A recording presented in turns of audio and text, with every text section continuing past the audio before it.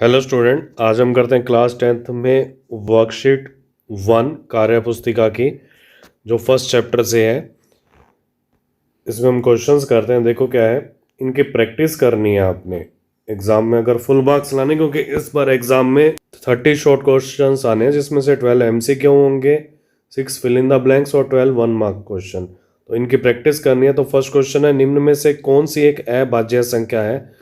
अभाज्य संख्या उसको कहते हैं जिसका अपने आप में ही भाग जाता है। तो वो है फर्स्ट ऑप्शन 29।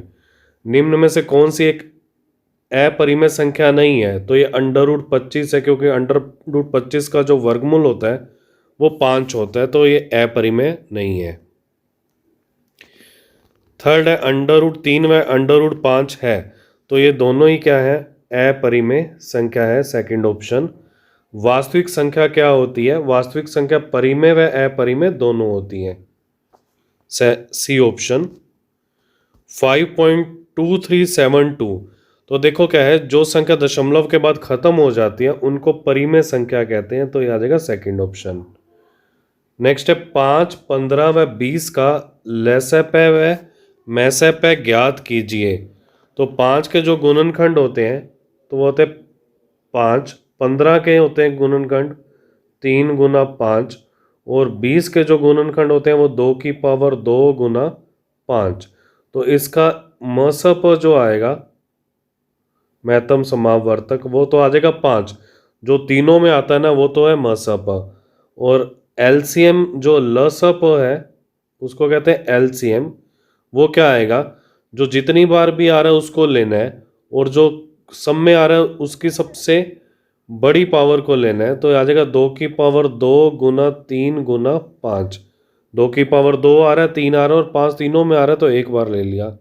4 गुना 3 गुना 5, तो 5 से 15, 15 चौकी 60। सातवें, सबसे छोटी अभाज्य व सबसे छोटी भाज्य संख्या का गुणनफल ज्ञात कीजिए।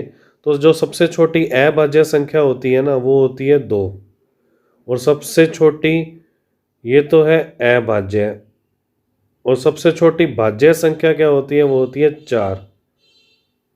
दोनों का गुणनफल निकालेंगे तो आ जाएगा 2 गुना 4, आंसर आ जाएगा 8।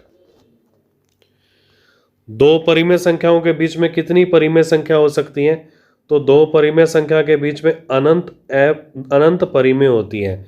तो ये याद रखना, दो परिमेय के बीच में अनंत परिमेय होती है और अनंत ही अपरिमेय होती है। ऐसे ही दो अपरिमेय के बीच में अनंत परिमेय होती है, अनंत ही अपरिमेय होती है। 6x की पावर 4y, इसका मसप ज्ञात करना है 12xy के साथ। तो 6x की पावर 4y, इसको लिखेंगे 2 गुना 3 गुना x की पावर 4 गुना y, और 12xy को क्या लिखेंगे, 2 की पावर 2 गुना 3, ये तो 12 हो गया, और x गुना y।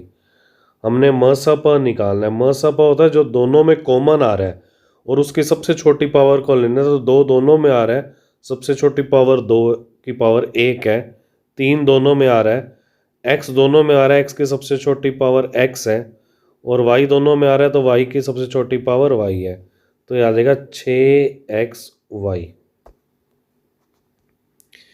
p और q दो अभाज्य संख्या है, तो उनका मसप होगा, इनमें कोई भी कॉमन नहीं होता, तो ये क्या हो जाएगा 1। 216 के अभाज्य गुणनखंड लिखने हैं।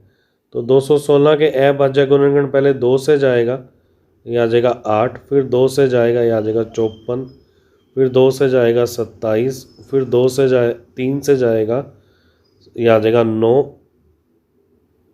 फिर 3 से जाएगा, ये आ जाएगा 3, और फिर 3 से जाएगा, ये आ जाएगा 1।